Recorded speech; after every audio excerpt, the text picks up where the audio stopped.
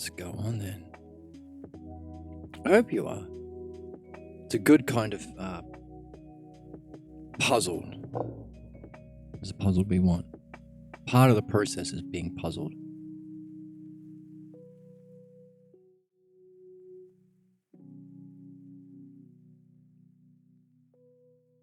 Into the fray.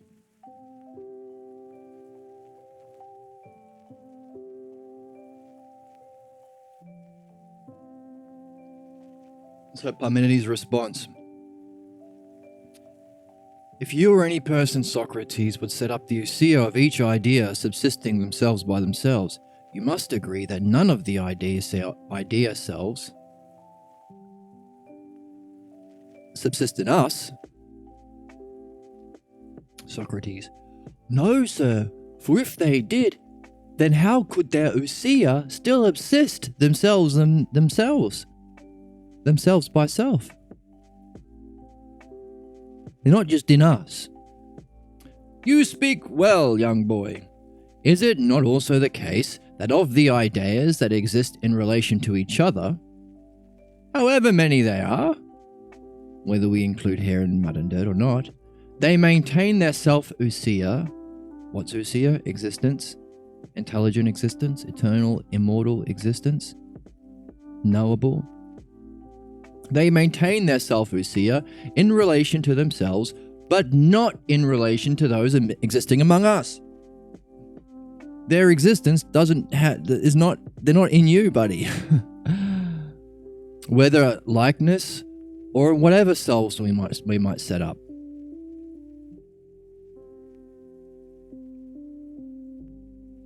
Okay, so now here we get to again to his aunt. Well, not that one. We talked about that's the first one, right? The beings have their own existence themselves. That's number one.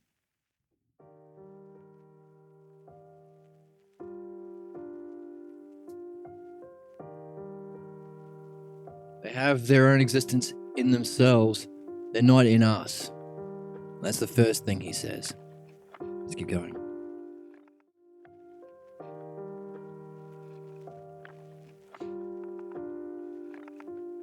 But we do participate in every self to which we apply some particular name.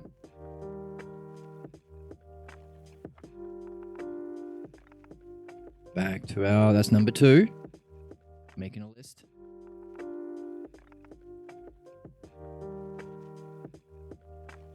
We do have some relationship to them. The things we use the name, beauty, justice, they do have a relationship. Second way of thinking. On the other hand, those beings that exist among us bear the same name as those, and again, selves also exist in relation to ourselves. But not in relation to those ideas, a different way of having a relationship. So again, separating apart and blending together. There are only 2 things in the universe: things and relationships. One of those pairs. Understanding, knowledge. Being, relationship. Thing, relationship. No, just throwing that out there for fun. So that's the third way of thinking about things. Our named examples, we have... just scribble on everything, Jed. We have relate to each other.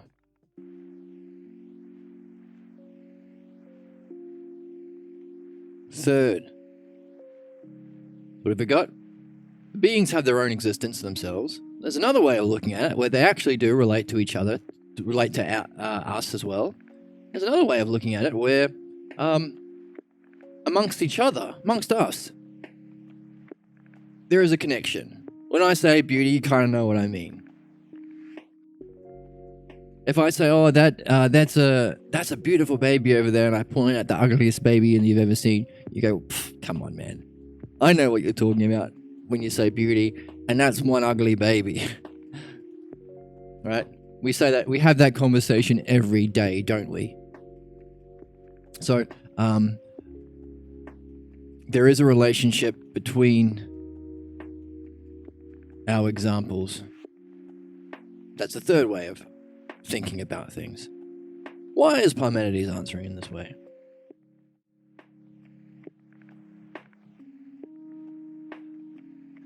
But again, fourth, selves, these particular selves that we're talking about in our existence, exist in relation to themselves, but not in relation to those who share their name.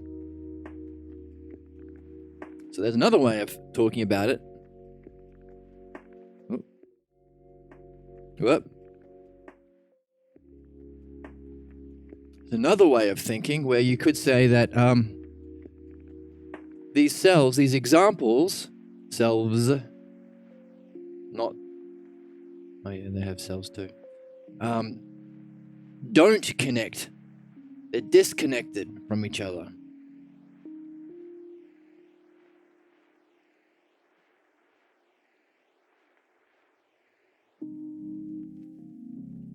You may have heard people think in this way or talk in this way. Oh, what you call beauty is just in the eye of the beholder. There's no actual connection to what you say is beautiful. If I want to look at this, pile of dirt, and say it's beautiful, then it's no more or less beautiful than what you say. It's just different. There's no connection. What you say is beautiful is different than mine. No connection at all. It's in the eye of the beholder. So this is the four ways of that he's answering. Why? We've talked about how Parmenides is functioning through the logos, his logos. So is this pattern part of it? In the same way we're used to talking about the logos to destiny and the pathologos to fate, we can talk about that quite easily now that we've used it a lot. It's a kind of pattern, a structure to the use of our words. Why is this structure significant? We've talked about the one philosophy, the perennial philosophy, the truth, the use of the word the truth, the one. We've talked about a duad or a two-ness way of thinking. So when you think about our skill tree, you've got one, you've got two, and you've got three. So different skill trees that we can put things on. One, the one truth, the one self. Beings have a one. They have a one because they participate in this, because they are the self in some way. We talked about seeing twos, looking for twos. It's positive and it's negative reflection. We talked about how that's an analogy. There's the lower and the higher, the lesser and the greater. In an analogy, you look at the lesser, that's easier to see, and you anagogically move to the higher. We looked at duads with the positive and its negative reflection in the logos and the pathologos, destiny and fate. Two-ness. We even saw two-ness in self-pairs, one and many. One and many. Likeness and unlikeness. We talked about seeing threes. Look for triads. Parmenides, Zeno, Socrates. Is that significant? Talked about the mean analogy. How it's through something that, like, it's what do we see in the text that was a triad? Other than, in the way the text is being delivered. Just to recall, right now, it's through antiphon. Right now, this is the story. This is the characters in the text. We have us, the participants, in a certain kind of way, and starts with Cephalus going to the Agora meeting place and meeting Adimantos. Then Adimantos, we say, "Hey, Adimantos," he's like, "What do you need? Tell me what you most need, and I'll see if I can help you with it." We want to see Antiphon. So then we go to see Antiphon, and he's playing with horses. The Antiphon, You used to be friends with Pythagoras, right? And he was at this amazing triad conversation between Socrates, Zeno, and Parmenides. We want to hear that, Logos. So tell us about what your friend Pythagoras told you about what these people said. So that's our chain of events. He said it's going to be, a work, right? It's going to take some work. So it took a bit of convincing, but now we are listening to this story through antiphon. So that's a kind of triad there. Mean analogy. Mean analogy means there's a middle term. So that's another example of a triad that we can look for. So put that in your skill tree.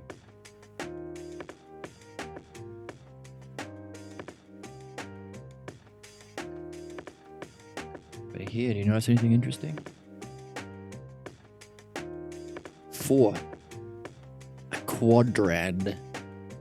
We have a quadrad, another structure within the Logos that seems to be at Parmenides' disposal. It's at his grasp. He can see it. He can see through it, which means he's gone down that 4-part skill tree, that quadrad, and he's leveled up. He's assimilated it. He's quite high along. That's great. We can learn from him. We can go down that track too. So it's just interesting to note. He answered from himself straight away, addressing Socrates' question, our question, humanity's question, and he's doing it through the Logos using a structure of 4. Put it in your sack. Your question sack.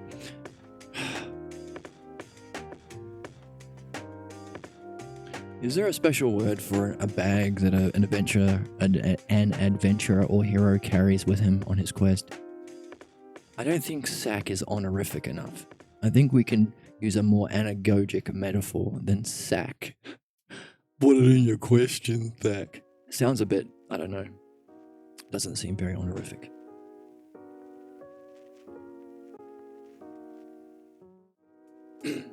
This is a bit of a recap, but it doesn't help to go over it again. There's a saying in one of Plato's texts from Socrates, if something is worth saying, it's worth saying many times. So, he gives these 4 answers, and Socrates says, "What the heck are you talking about?" Thankfully for us. What do you mean? Hey, what the heck? This is a foreshadowing from our author.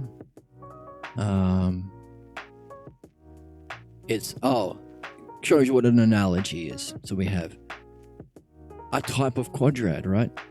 1 term, 2 terms, 3 terms, 4 terms. Now, this is a bit of a cheat because we haven't read it yet. So let's keep going and see it for ourselves and come back to it.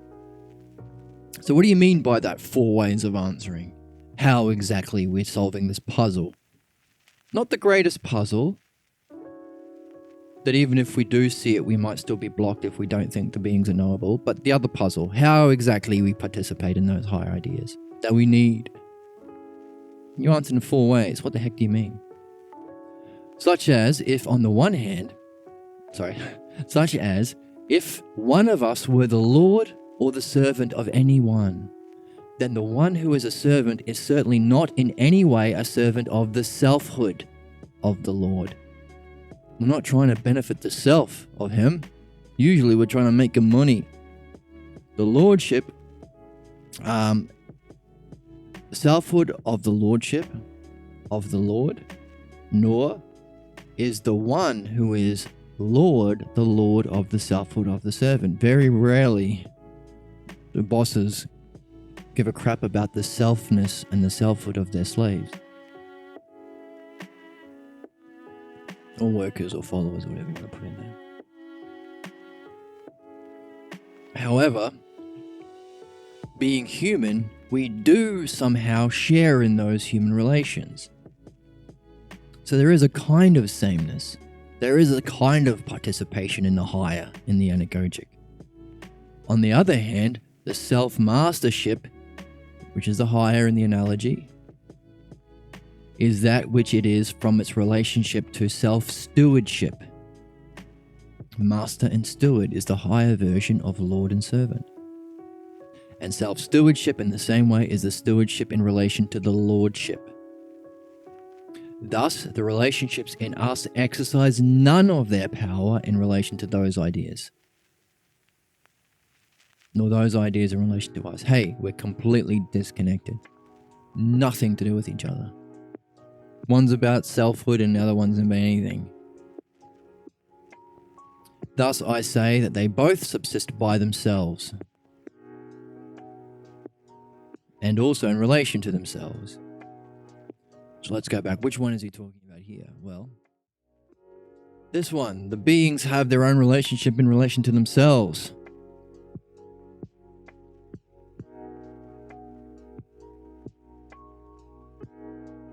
He might be throwing in this one here.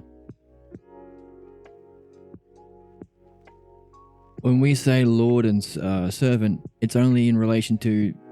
Lord is in relation to servant. Nothing to do with the beings. But he did throw in, but by being human, we do participate in some kind of relationship, so maybe there is something. Maybe? Question mark? Let's go back. And in a similar way, those in relation to themselves. So, the ideas of master and slave have an existent relation to themselves. In other words, a master is defined by being a master, but also in relation to themselves. Master has a relationship to slave.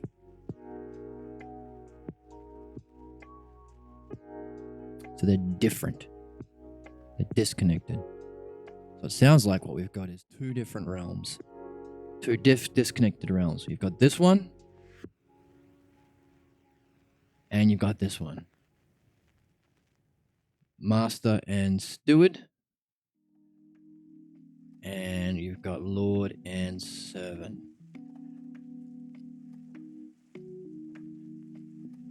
No connection.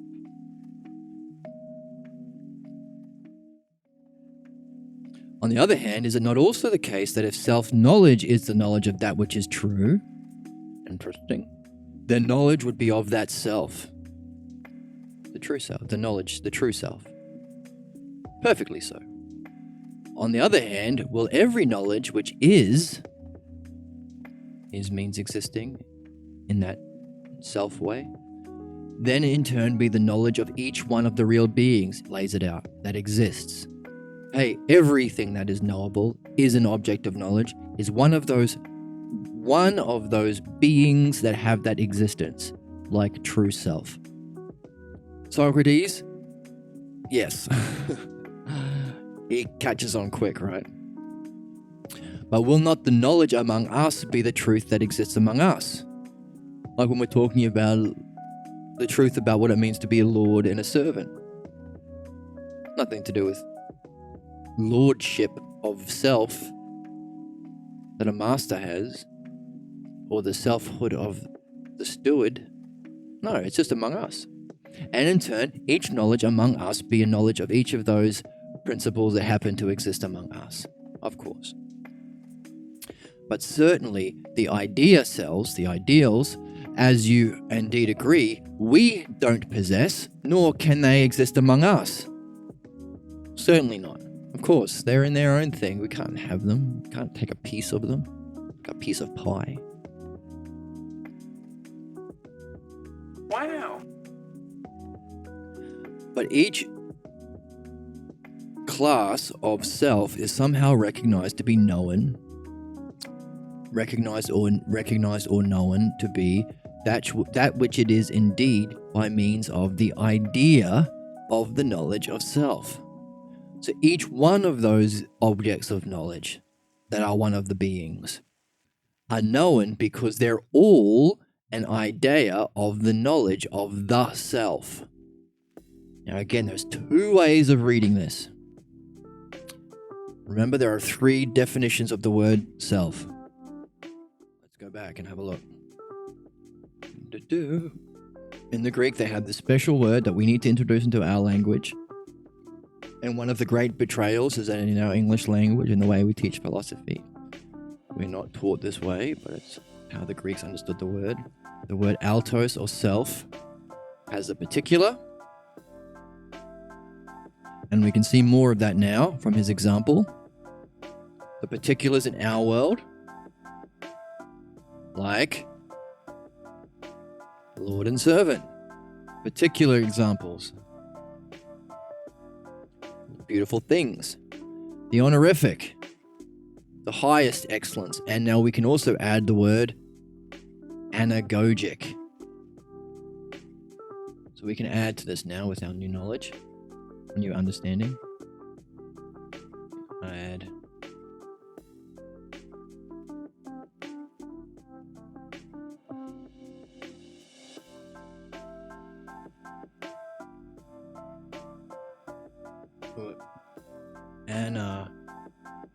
Anagogic. The honorific, the highest excellence, or the anagogic. Those are the objects of knowledge, the beings. The things in themselves. See? In themselves. Self. And of course, there is the higher, the ultimate term, that if these are all selves, then there must be something even higher, more ultimate, called the self. So we know that those 3 readings. Oh! A triad. Right? We were looking for a triad. We have a triad. The word altos is a triad. It has the 3. And then if we talked about there being mean analogy, you might have a puzzle. Question. Hang on a second. If there is a particular word, it, and then there's the ultimate, the self, and there's the honorific in the middle, does that make the realm of being some sort of mean term through which the 2 can connect? Because that's in my triad skill tree.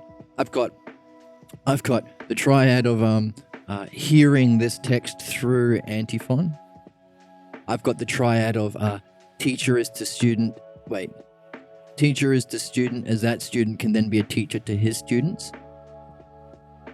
I've got mean analogy. This one through the middle one can reach that one. And now I've got it, being, and the self.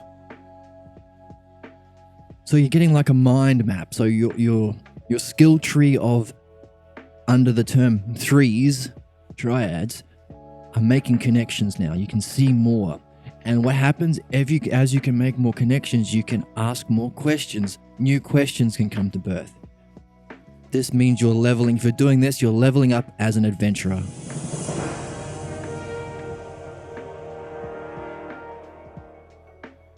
Good for you. So each of these ideas are idea cells. And each knowledge is a knowledge of the ideal selves, the ontos, the beings. By the way, each one of them we recognize to be known by means of the idea of the knowledge of the self. So we have a question: which one does he mean? As in they're all called selves, like self-truth or self-beauty or self-likeness, or does he mean that they are somehow, all of them, an idea of self, the ultimate? Unclear. He's saying the same sentence, but it has a possible meaning in 2 different ways. That's interesting. It has a holographic or its logos is so high that it can have its shadow and have a level of meaning in 2 different realms at least. We could even say it has 3, because we could read the self as the lower. Let's look at it. let's say you're a regular empiricist, right? A regular material thinker. Everything's just the physical world. You're Aristotelian, we would say. Or Aristotelian, Stoic, empiricist, materialist, all the same thing. These are all fancy words that mean Roman, Latin, modern, another word for it. So you only think there's the everyday physical world, and so you think, I still think there are things that can be known, objects of knowledge, like chemistry and physics and bike repair. And so I can say, if I'm taking the self to mean the lowest, it, I could read it that way. Every class of subjects is recognized to be known to be that which it is by means of them each having their own idea of the knowledge of it. You recognize the class of bike repair to be under the idea of knowing about bikes. You recognize that the class of what was the other thing I said? I don't know, football. The knowing of football is under the idea of the knowledge of football. It. Same sentence, depending on where you're at, or depending on how far along your Logos adventurer quest you're on, how far along you are, you can read it in 3 different levels at least. So which one is it?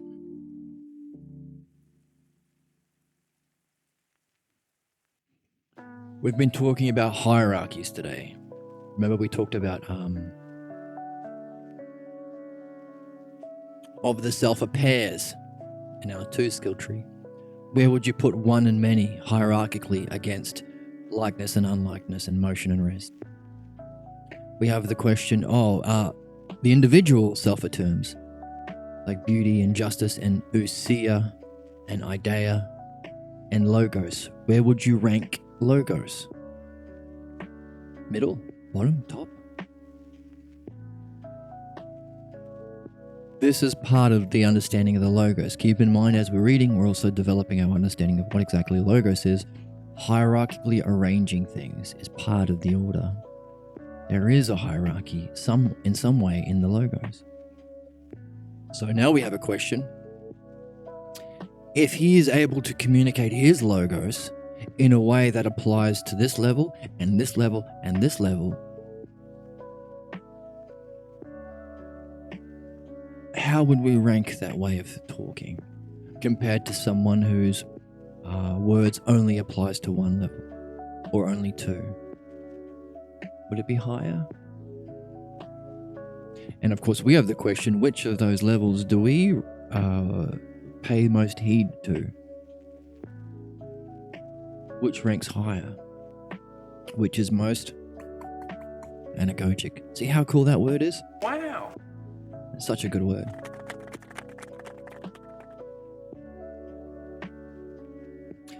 So every class of self is recognized to be known, that which it is, by the idea of knowledge of the self. Socrates, simply yes. I mean, what the hell kind of answer is that, Socrates?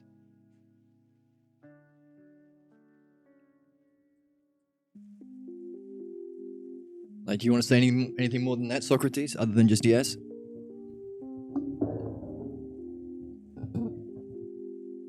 Let's keep going. We can have a question. Which ideal real being we don't indeed possess?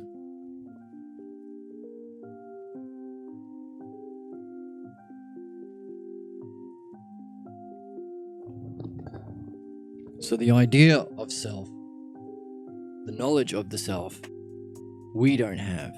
It has a higher kind of existence. We do not. Accordingly then, not a single one of the ideas are recognized and known by us, seeing as we don't participate of self-knowledge. Does not seem likely. Notice the term likely. He doesn't know his likeliness, what's likely. It's a hypothesis. Not an object of knowledge. He's just, it seems what's likely based on the reasoning. Therefore, the beautiful self, which is also the good self, and all the other selves, which are all connected, which we have surely taken up as being ideas, are unknown to us. I'm afraid they are. Yeah, good thing to be afraid of. We can't know the real beings, which is so important for us to know. Behold then, an even more fearful consequence. More than that. Wow. What is it? You will say perhaps that if indeed there is a certain class of knowledge, then self is much more perfect than the knowledge that exists among us. Hey, that pure self-knowledge is much better and more perfect than we have down here on earth fighting amongst each other about our dumb opinions.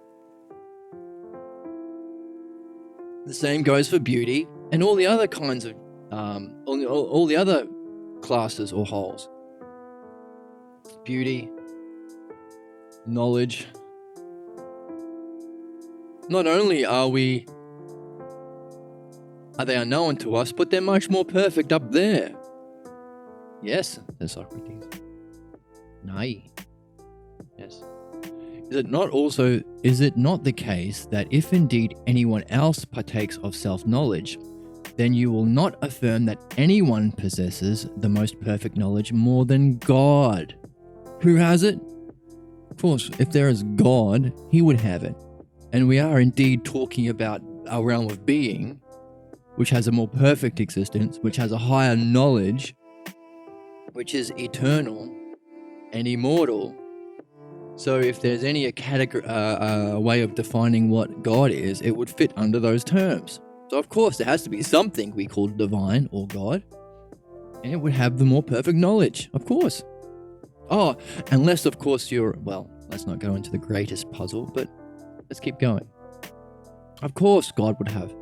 No one would have it more than God, necessarily not. Take notice then.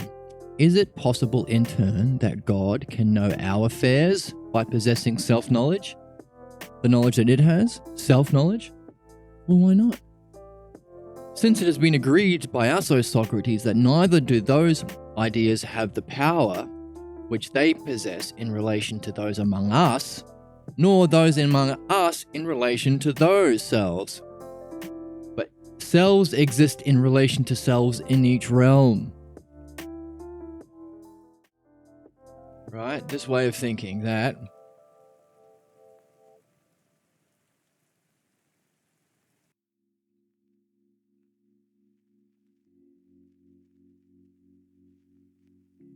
we had these 4 answers here.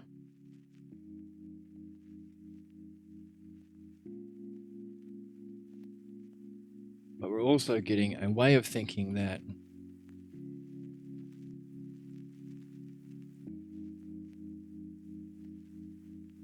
it's a way of thinking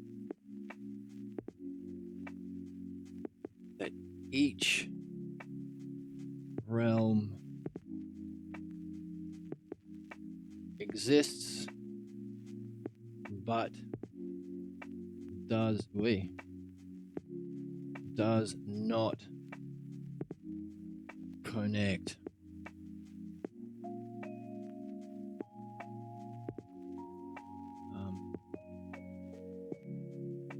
It's a way of thinking.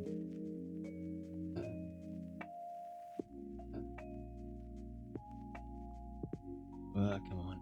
Way of thinking that can, what did Socrates say? Seems likely. Likely.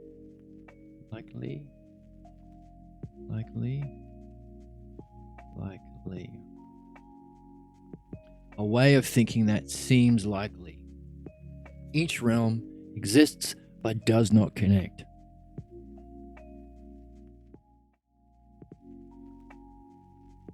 So it was agreed. Of course, it makes sense. It has its own reasoning. Follows. Is it not so that if there is a more perfect mastership among divinity, right, the higher mastership, and a most perfect knowledge, then neither the mastership of those gods rule over us at any time, nor will their knowledge know us or any of our concerns. And in a similar way, we can't rule over them by our rule, nor can we know or recognize that which is divine. Okay, you don't really want to rule the gods, but we can't even know them. Holy crap! In any way, through the assistance of our kind of knowledge.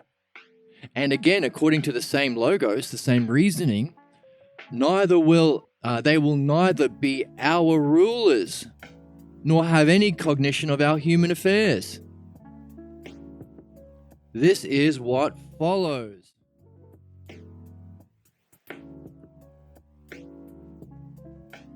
And from this way of thinking,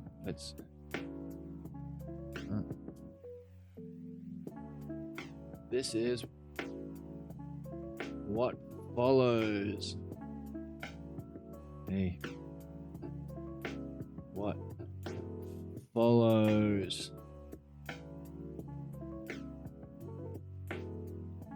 You're seeing what follows, the implications. Pushing the implications is something we do in philosophy.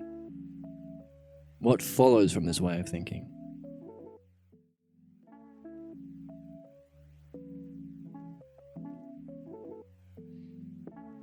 Socrates responds, but would not the logos be wondrous in the extreme insofar as one was to deprive divinity of knowing? Well, it follows, but it's crazy in the extreme to say that the gods wouldn't be able to rule us or wouldn't know us. Why would you deprive them of that knowing?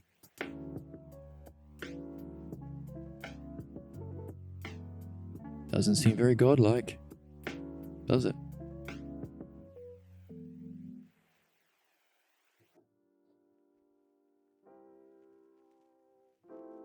Nevertheless, O Socrates, these and many other consequences besides these must be so in relation to the ideas if the ideal selves of the real beings exist, and if one determines that each one is a certain ideal self, idea self, so that one who hears these words is puzzled.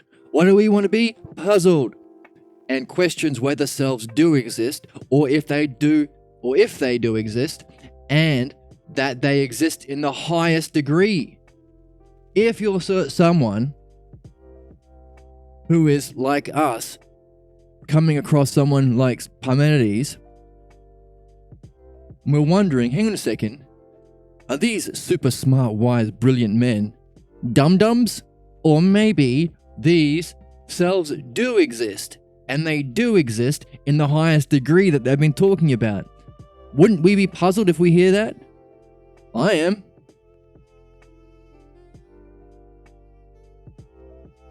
Parmenides is recognizing we might be puzzled in such a way.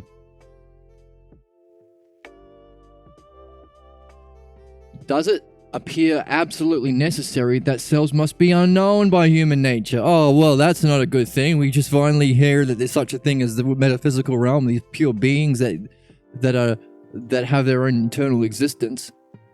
And now we find out that we can't know them? Boo. Oh, I need a boo. Wow. But wow in a negative wow. Wow. Wouldn't that be a puzzle? You're an adventurer and you're on for the quest for the Holy Grail. Quest for the treasure at the end of the level. And you're like, oh, by the way, this level is made in a way where you can't actually complete this level. You can't defeat this area boss. So, sorry. We would say, no, that's a badly designed game. No intelligence in that sort of way of crafting the game, that you can't defeat the area boss in this. You can't go to the next stage. Boo. This is what Parmenides is saying is what will follow to such people as us who come across this. And whoever speaks in this way may appear to be saying something important, and which we just now said, may be thought of as being an extraordinary statement by remaining unable to be persuaded.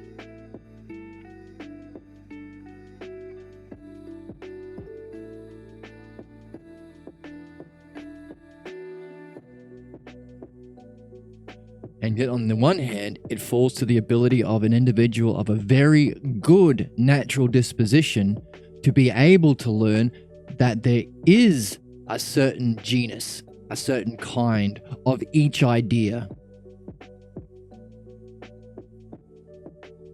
Okay, removing highlights. I think this is about where we were last time.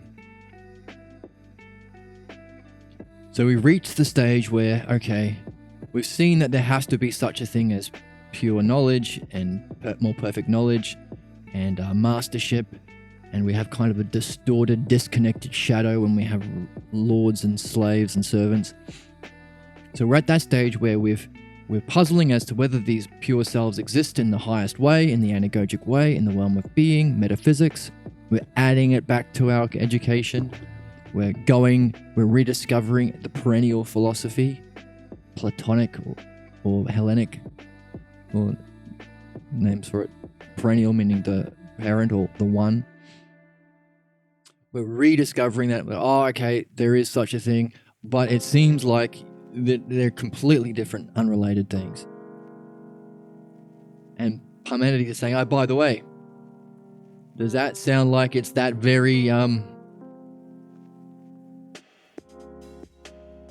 puzzle we were talking about earlier?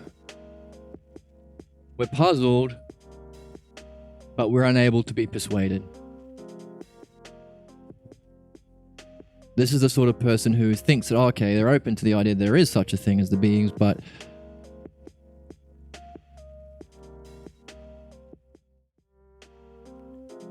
there's no way of connecting to them. The greatest puzzle of them all, according to Parmenides.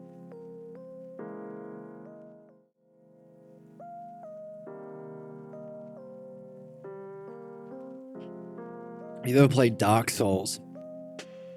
And one of the opening areas, there's a tired adventurer there, human guy in armor, and he's like forlorn and depressed, and all he says is, you can't do it, there's no point, oh well, I'm just gonna sit here forever, you can't win this game, you can't defeat being undead, you can't defeat the Lord of Cinders or whatever. I think every Dark Souls game has someone like that near the beginning area who's given up, who thinks it's undoable. You can't achieve the goal. In every one of those games, we got to say no to you. I smite at you. I smite at you. I say no to your forlornness. Maybe say it in a heroic way. I smite your sadness, or I don't know. I need to watch more D&D based movies. But I disagree. I think we can do it. And this is what he's saying here. It falls to the ability of the individual, you, of a very good natural disposition, to be able to learn that there is a certain genus, a certain kind of each idea, and that of self-ousia. There are the different ideas, and they have ousia, and not just that, ousia has a self. There is a pure knowingness according to of self-ousia of itself, the part of the mind that can access it too. So on the other hand, they will deserve even greater admiration.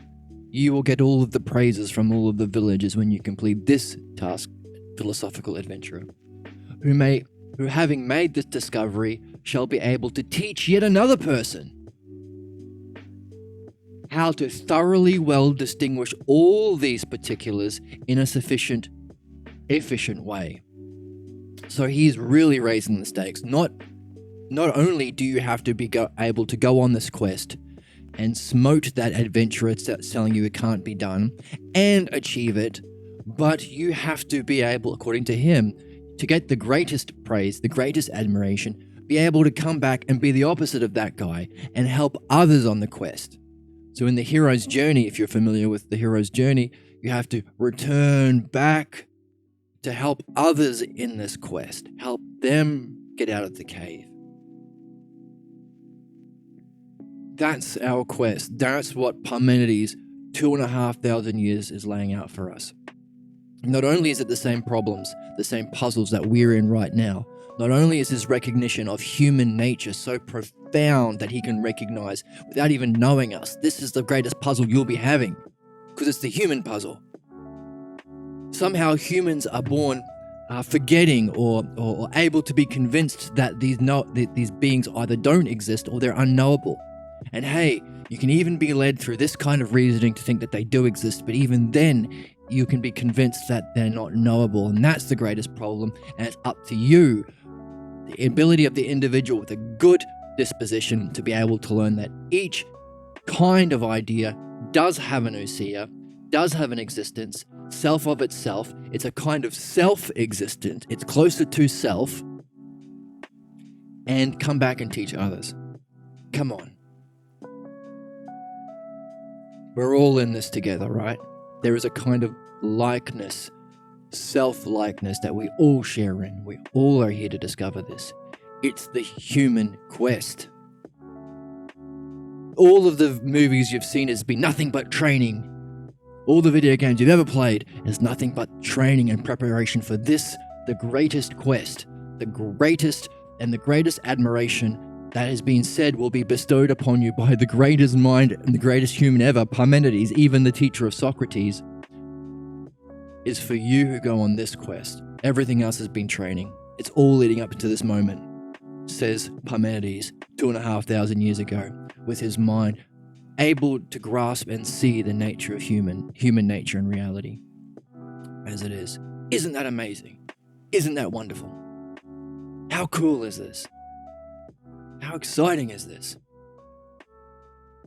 It is doable, he says. Don't be distraught. Don't be that sad adventurer in the armor saying, "Oh, it looks like another adventurer. Ha ha ha, you're just going to find out it's unknowable. You can't achieve the end of the goal." Don't fall for that. Don't be sad in that way. Don't stay stuck in this way of thinking. That there is an end, but it's unable to be achieved, that it's unknowable. Look at the ridiculous that follows. The gods can't know about us? That's crazy. We're not ruled by the divine? That doesn't make sense. If there is such a thing as the divine, and it does exist, what? It doesn't care about us? It doesn't govern the principles of reality? It doesn't govern the things in our life in some profound way? Parmenides saying, don't fall for it. Every game so many games there's a character like that, and every time you have to push him aside and say, no, I will do it, even if the many says not to. Even if everyone in my block says not to. Everyone at the pub says it can't be done. Everyone at the sporting arena says, let's think about sport instead. No, every game you've ever played, every movie you've ever seen that's good is a training for this. Not just to reach it, not just to deny the ones that say it can't be done, but to come back and help others too. It's our shared quest. It's the quest. We talked about how significant it is, considering all of the problems that happen if we remain disconnected from the more perfect idea of knowledge, the more perfect idea of justice, togetherness, likeness. We're experiencing what follows. We've had 2,000 years of silence to this Greek tradition, or 1,500 years of this being buried. And hey, we've seen what follows. We've seen fascism and oppression and capitalism and Nazism. We've seen what follows. We've seen endless disconnection and strife based on the opinions of human beings. We know what happens. We know there are stakes. He's saying it's doable. Do it, come back, and help others. That's where you get the greatest admiration.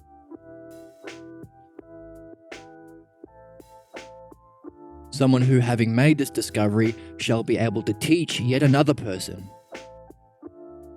how to thoroughly well distinguish all of these particulars in an efficient way. Socrates, wow. Wow. I agree with you entirely, O Parmenides, for you speak according to my nous.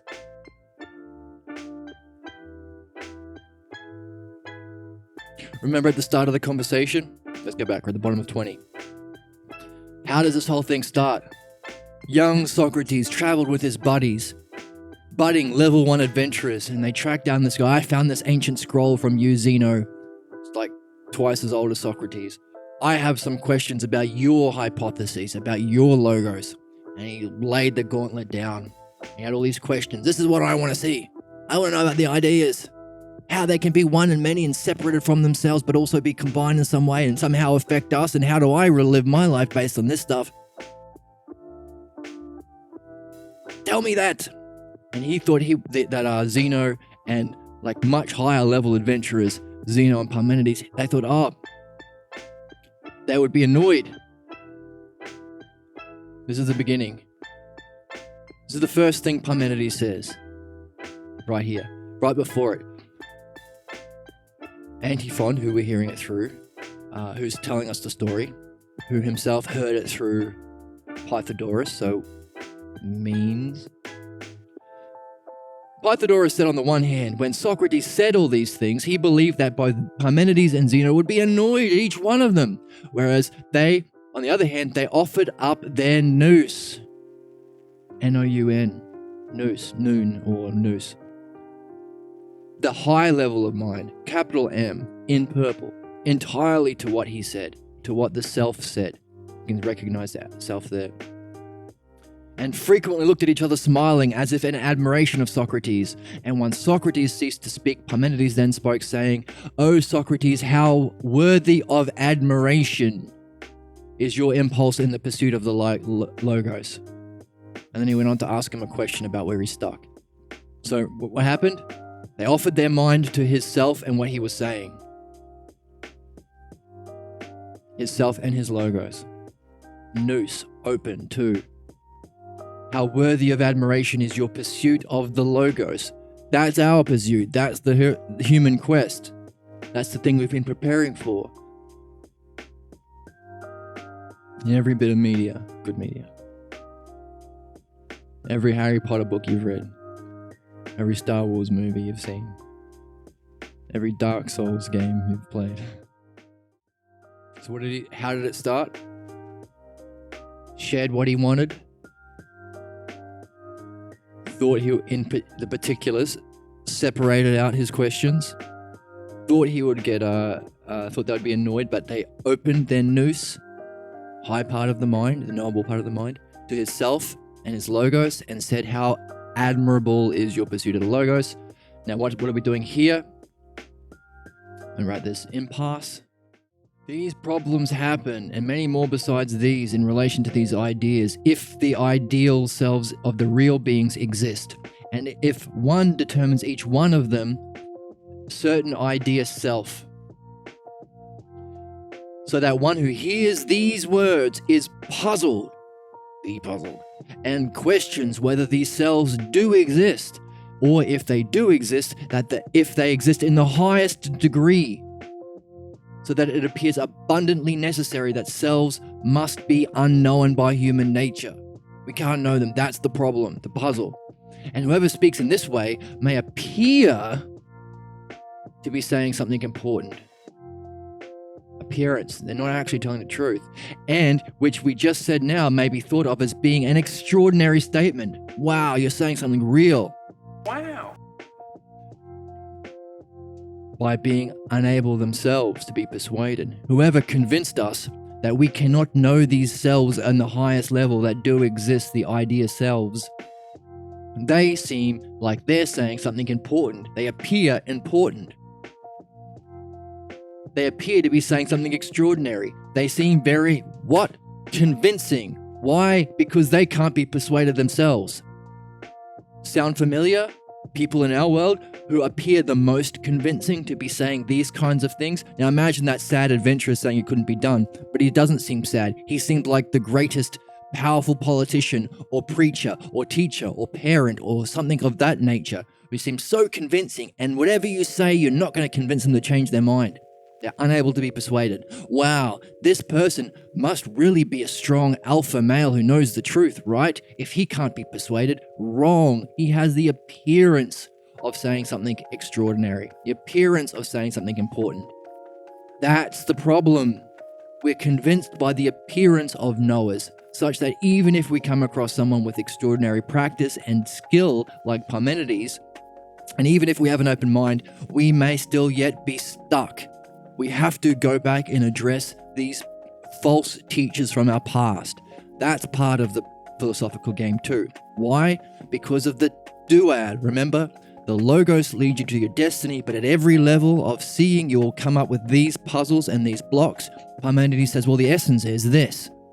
All of them, someone will appear to be saying something important, appear to be saying something extraordinary, and will appear to be so strong and knowing because, hey, they can't be shaken in their faith or their belief. Wow, isn't that a mark of truth?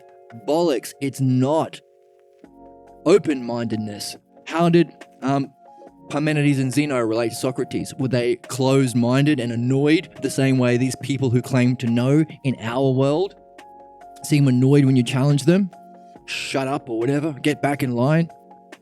Hey, Socrates challenged these people his whole life. That's all he did, pretty much. Not all he did, but that's what he did all the time.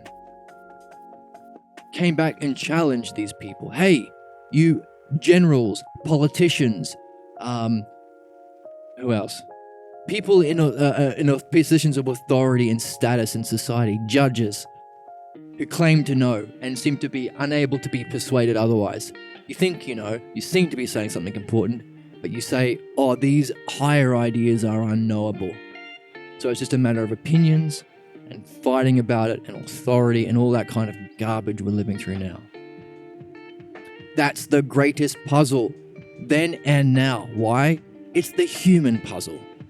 Because not only do we face the logo, are we on the adventure of the logos, we have to apply everything we learn about the structure and nature and principles of the logos to this. While we're seeking perfect knowledge, we have to address those that had the appearance of knowledge. The appearance of truth. Hey, if you know the perfect knowledge, wouldn't it be obvious? You couldn't be persuaded otherwise, because you know it.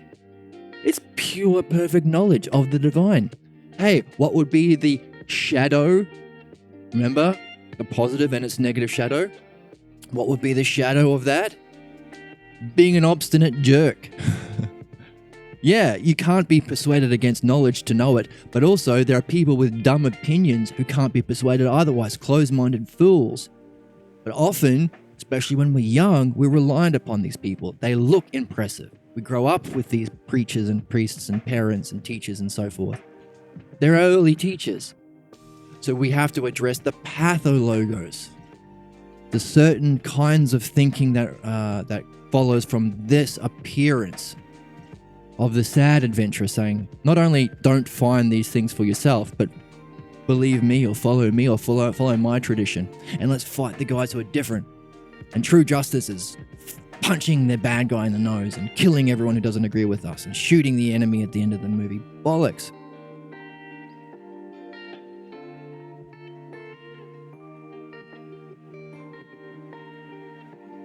And yet, this is their nature, right? How amazing that it's the same problem they had 2,500 years ago. Our whole culture has it. Every person has it.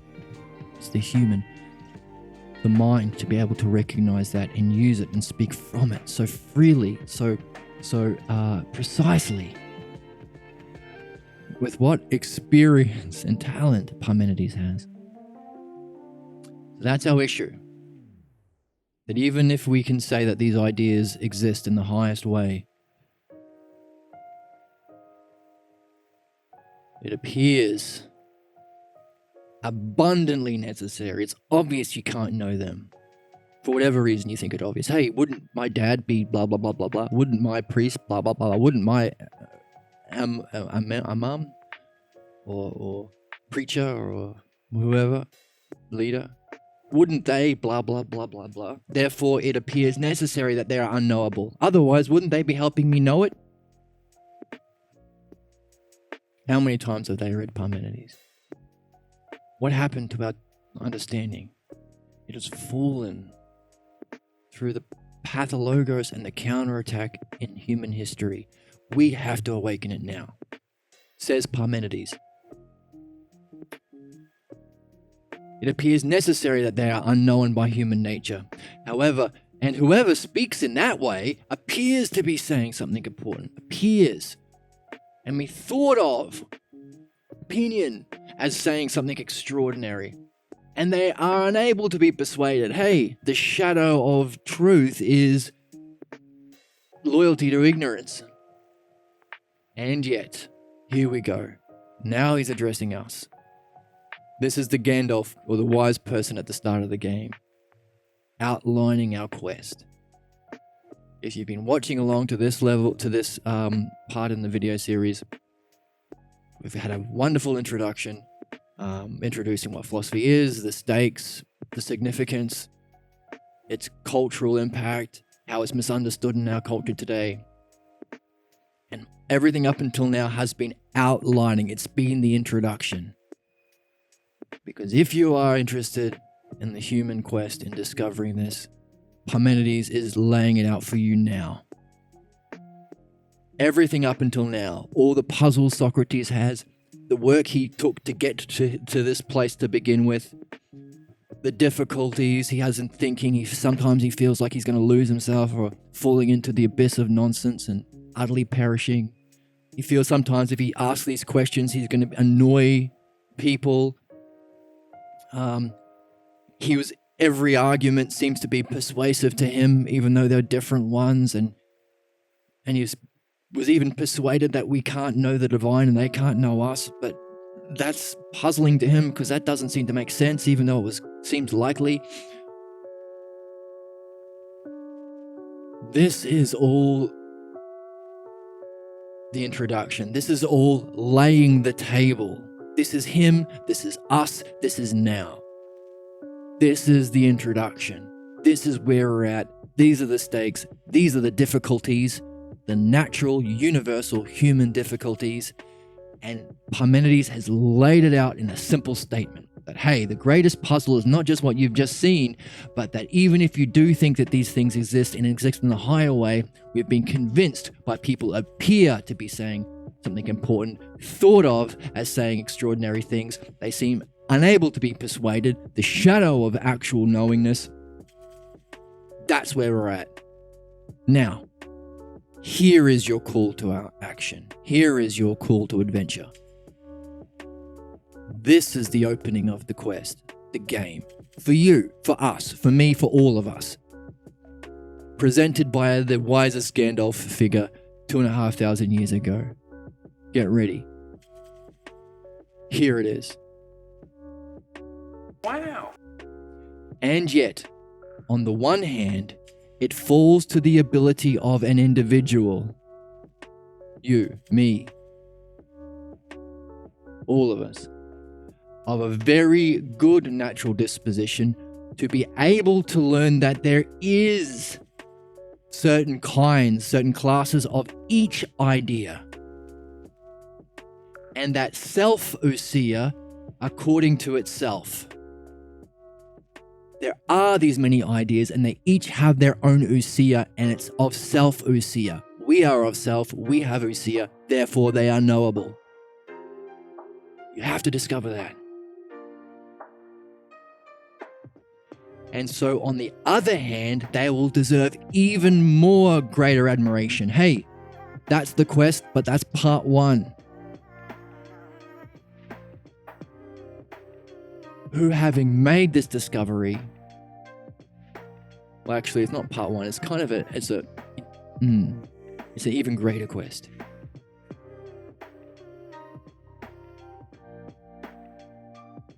It falls on the ability of an individual, very good natural disposition, someone compelled, interested in philosophy, to have come this far, to be able to learn that there is a certain class or genus of every idea, and that of self-ousia, knowable through self, existing purely by self, you can know it. And so, on the other hand, they will deserve even greater admiration who, having made this discovery, shall be able to teach yet another person. How to thoroughly well, how do we do it? Distinguish. You have to separate and define all of the particulars sufficiently. That's the call to action. That's what we have to do. That's what we don't have to do it. You do whatever you want. But this is the human quest.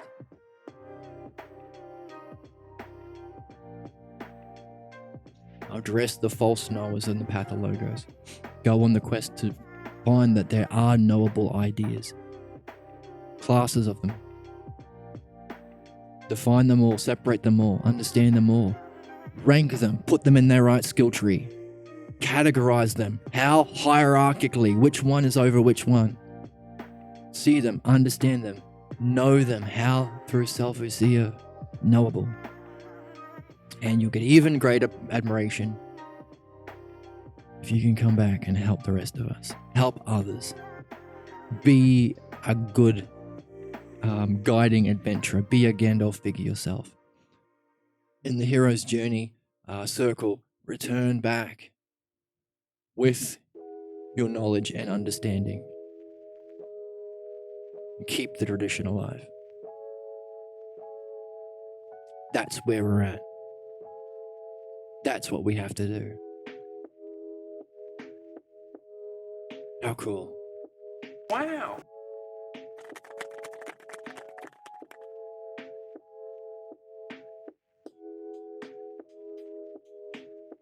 What do you make of that?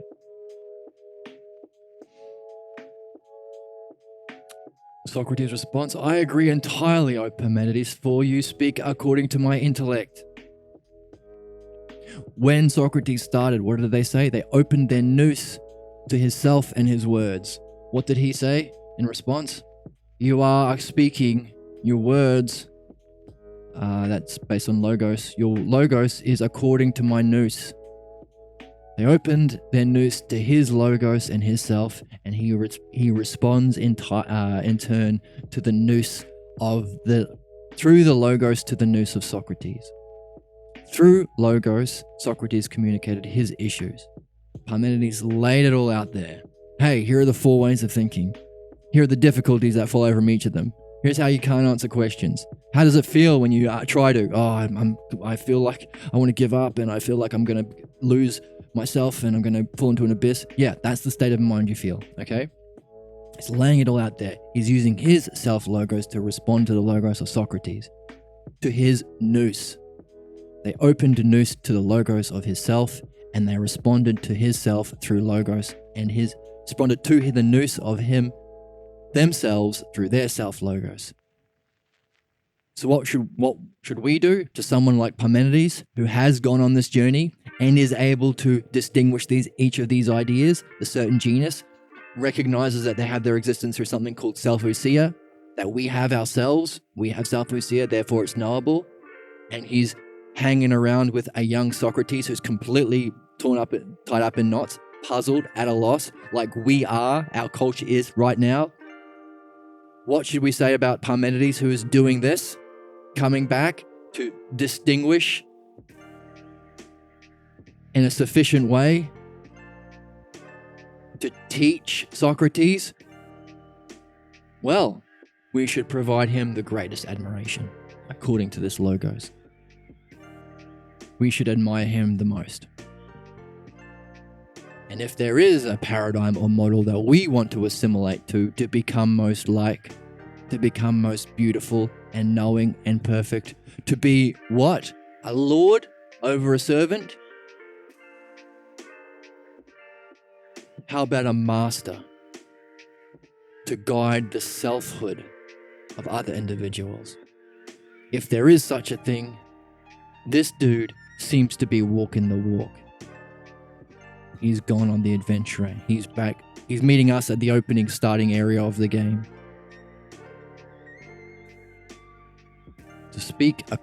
To use the logos, speak according to the highest part of our mind, nous, addressing self, to teach, to distinguish these particular classes of each idea, to awaken our ousia, distinguish them in a sufficient way to awaken our ousia and teach another person. Us, you, me. So what should we do about Parmenides? Give him great admiration.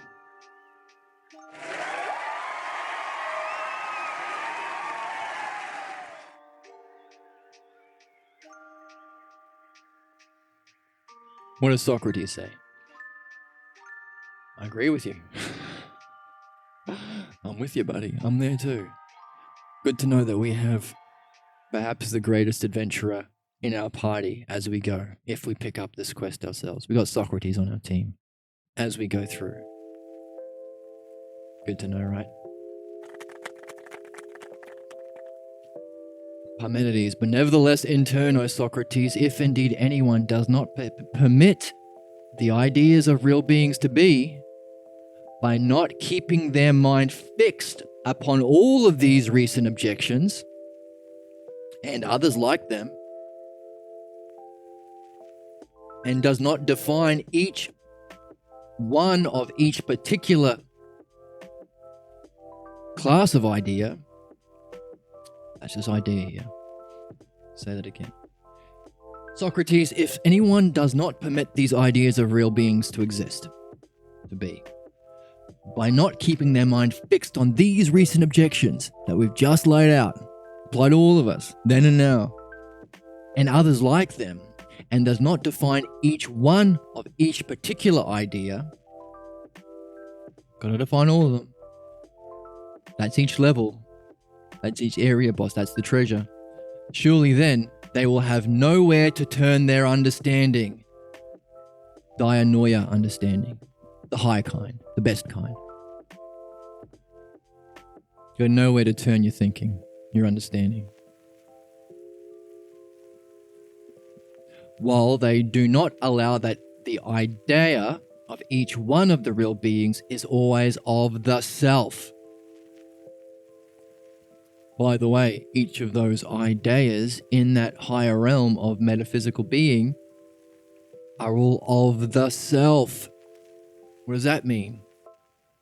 We have to define each of them using our dianoia, but also keeping in mind all of these counterattacks, the pathologos kind of anti-arguments based on people who appeared to be knowing. Keep in mind those objections and the other arguments against it from our society. Keep that in mind, because you're going to face them. You live in the world, right? If you're a human being. But define each one of the ideas. Nail them down. With what? Understanding. But also, one other thing. While you're keeping in mind the objections, pathologos, addressing them. Keeping in mind the defining, the logos of each of the ideas, the logos. Also take one thing with you, right?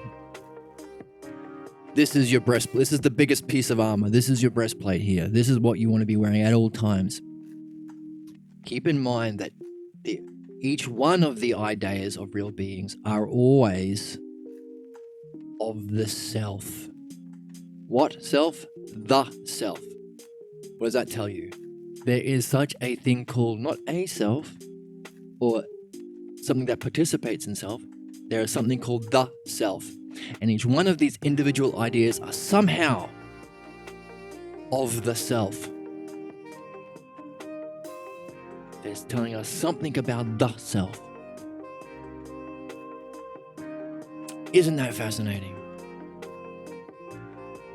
Beauty, perfect knowledge, perfect beauty, perfect likeness. Somehow that's of the self, perfect goodness. So we have to make conclusions about the self.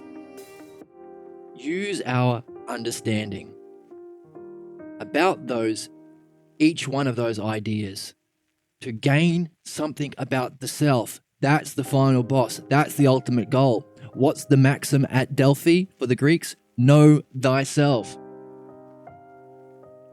each level up is one of these ideas. Each level is the ideas. And our final goal is the self. Keep that in mind. That's what we're after. Because you know what? That's you. Yes, you have nous. It's self-ousia as well, to know the nous. But fundamentally, primarily, hierarchically arranged all those terms we've talked about, all those ideas, where would the self sit hierarchically? Rank that. Parmenides is saying, make sure you keep that in mind. So we've been given the stakes, we've been given we've had the table set. This is the big introduction. We've seen all the problems. We've seen how it's universal. We've seen how it applies to every element of our society. We've seen how it applies then as it does now. We've seen someone who can see through it and act through it and help us through it. And we've been given our task to use our understanding, keeping our mind fixed, permit these ideas of real beings to exist, keep our mind fixed on the objections to that as well, use our understanding to define each of the ideas, and also, as you go, keep in mind the ultimate goal is the self. All of these beings are always of the self. Take that with you. So you know what it is you're seeing when you're seeing perfect beauty. Somehow it's of the self. Take that with you. That's your armor, that's your short sword, that's your shield. Go for it.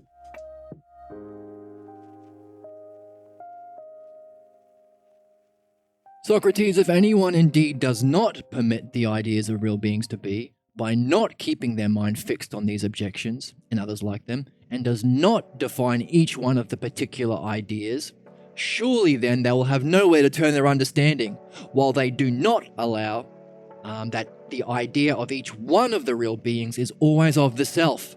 And in this way, they will entirely destroy the power of dialectics.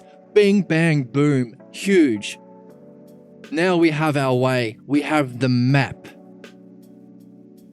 We've been given the stakes, we've been given the issues, we've been given the problems, we've been told our goal. Now we've been given the map. The power of dialectics. Now we have a way to move forward to do this thing. Let's get rid of these highlights first.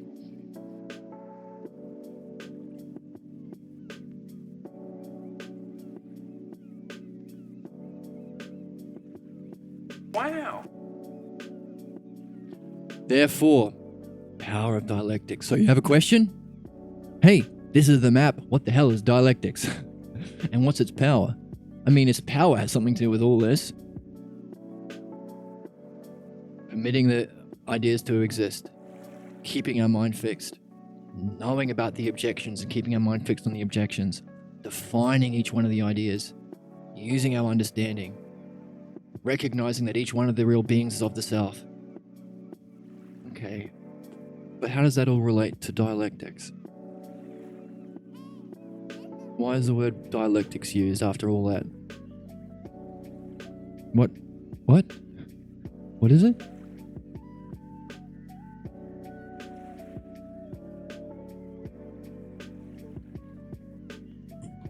Huh? That sounds like one of the most important questions on our task here. Therefore, in such a way, you also appear to be perceiving much according to my mind. Socrates said, oh yeah, no, I'm with you, Socrates. You are speaking according to my mind, my nous. And after laying it out, he says, okay, now I've laid all this out for you, son. You appear to be perceiving according to my mind too. I think you know where I'm getting, what I'm saying, where I'm going with this. You see the importance of this. Socrates, you speak the truth.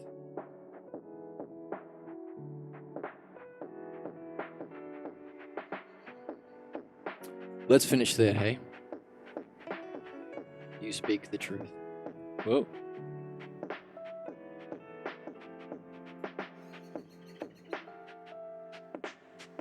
We are at the precipice. We're ready to jump off that cliff into the adventure. Not cliff. Go on this journey. Thank you, Socrates. Thank you, Plato, for writing down this conversation. I wonder if he was there in person. or if he also heard it through someone else. I mean, he would have, because Socrates was young then, so he must have heard it through someone else who probably relayed this conversation many, many times so he can get it so accurate. Nail it down, keep his mind fixed. I mean, you can recognize things on, like, keeping his mind fixed on the logos of self here. We talked about other characters showing an interest in this logos and having their mind fixed and talking about it often. So there are other people we've already met in our story that may have been on this task, may still be on this task, may have got sidetracked by horses, but at some time they kept their mind fixed on all of these objections and the logos and defining these particular ideas according to themselves. Calling it the self logos because we recognize it's always of the self. So now we can upgrade. We can recognize that. Good. Now we can see that if we're keeping in mind all of these tasks and objections, these logos, to define each of these ideas,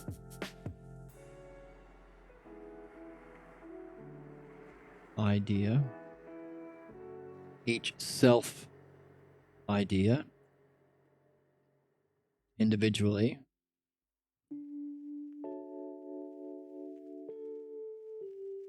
of the beings that must exist,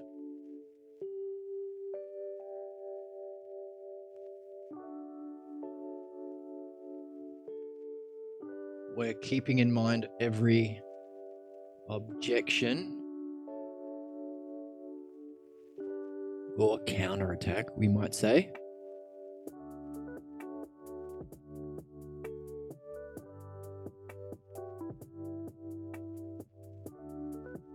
I'll put that in brackets because it wasn't in the text, but we can recognize it ourselves through our understanding of midwifery, which is understanding the negative logos, the pathologos.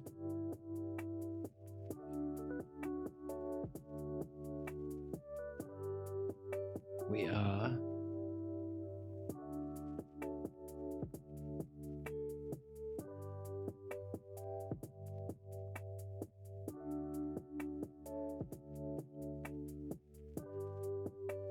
keeping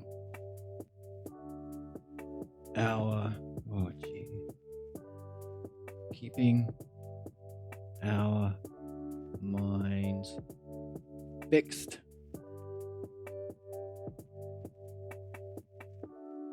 on this and using something called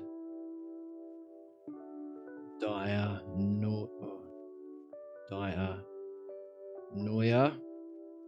or understanding.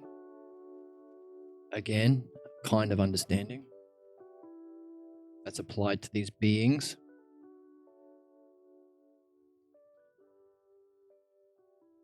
So here we can see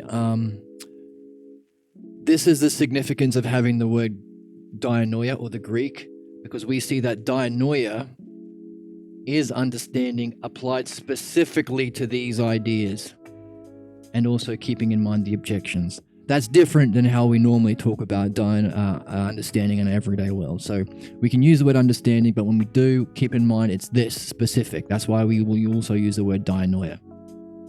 See how it's different? So see how that by reading the logos, we started with a bunch of questions about philosophy and what makes it important, what makes it different. But in reading the text, somehow the self, through the text, communicates the logos to us to help us answer our questions. We had a bunch of questions at the start, like what is philosophy? Why is it so important? Why is this joker doing a Twitch and YouTube series about this? Why should we care? Why is it used in a different way in our society? We had all these questions. We laid them out. But the significance of reading the text is the logos will address these questions so long as you had them. Remember, developing questions and carrying them. the logos will jump out through the text of Plato, through the text of Socrates and Parmenides to help us. One of the questions was, why the heck do we say the word dianoia? And how does understanding different than how we're taught it at school, which seems to be cramming facts into our brains so we can pass a test and be a good worker bee? This is how. He defined it here. All of this introduction he laid out, by the way, this is called understanding. This is called dianoia. So now we know what makes dianoia, understanding, different and why we need the word, which is a question we had earlier. This shows us the importance of holding and developing questions. Keep that in mind as we go in this journey. So we're keeping our mind fixed on all of those, but also what do we have to do? Define each of the ideas, define each of the ideas that must exist, the ideas of beings. Keep in mind the counterattacks or the objections and the arguments like we're seeing. Keep our mind fixed on that. There's two ideas here.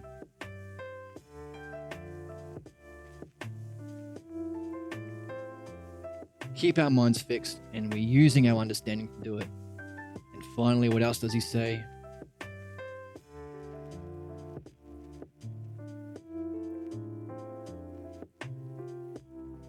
Keep in mind that each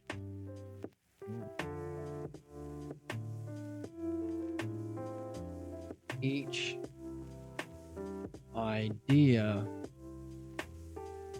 that we are discovering, defining, defeating the objections and counterattacks to reach is of the self.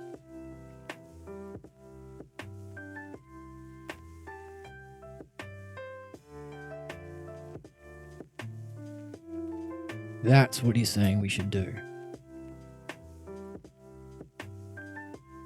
So we're keeping our minds fixed and using our understanding of all of these three things. Notice anything? 1, counterattacks. 2, the higher logos. 3, the self. The lowest, the particulars, our everyday world. The honorific, the ultimate. What were we looking for earlier? What was our question? Triads. What was one of them? The self. The self has the particular, it.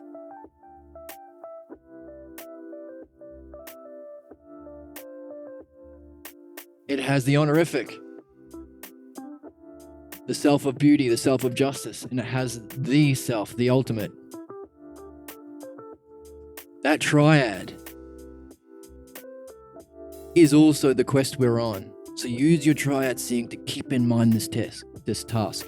Keep your mind fixed and use your dianoia understanding for this. What? This triad. 1, 2, 3. There are going to be objections. Hey, there's going to be objections. It's going to take some work. It's going to take some courage, some sort of virtue of some kind. Keep your mind fixed even though there's going to be objections.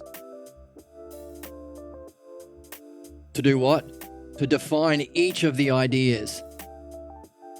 Of what? They're of being. What are these being things? They must exist. 2, 1, and 2. What else? The whole time. Keep in mind that they are all of the self. 3, the ultimate. 1, 2, 3. Triad. Wow. Where's my well? Okay, my well noise isn't making a noise.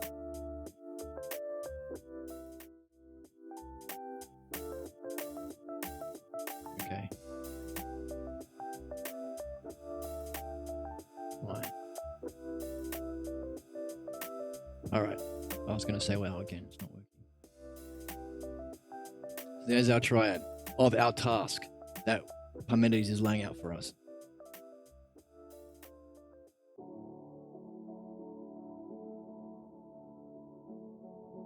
Cool? Interesting? Fantastic? None of my sound effects are working. Why not?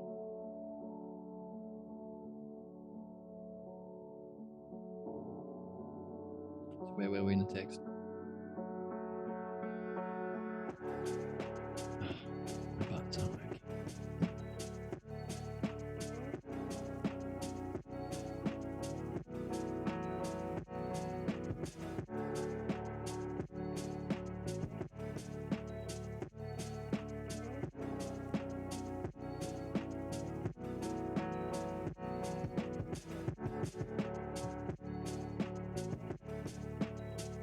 Okay.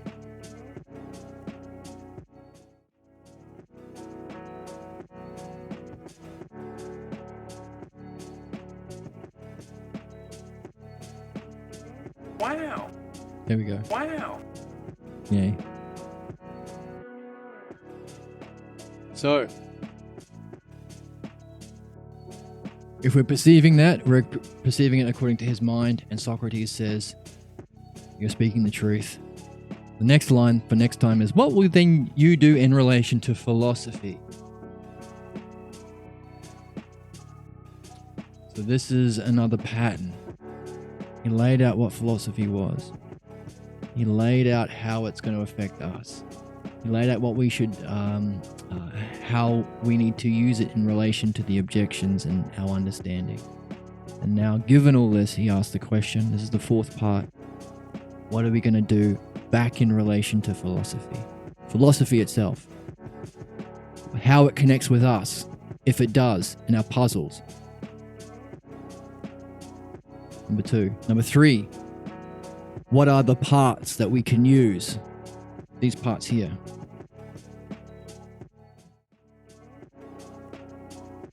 And finally, what are you going to do about it? How are you going to relate back to philosophy? What are we going to do? Well, we'll find out next time. I hope this has been fun. I hope you've enjoyed it as much as I have. They're going to be all of the past videos in the series are going to be on YouTube. You can find it there. I think they're on Twitch. The whole stream will be on Twitch. I think for 2 weeks you can see them if you go to the Twitch channel. If you do, I stream at a regular time each day, so you can follow along and participate and ask questions. If you have any questions, you can also share them on the chat in YouTube. And of course, like and subscribe and all that other stuff that you're supposed to do. And I hope that was fun. I hope you enjoyed it. I hope you're puzzled. I hope you've seen the significance of this.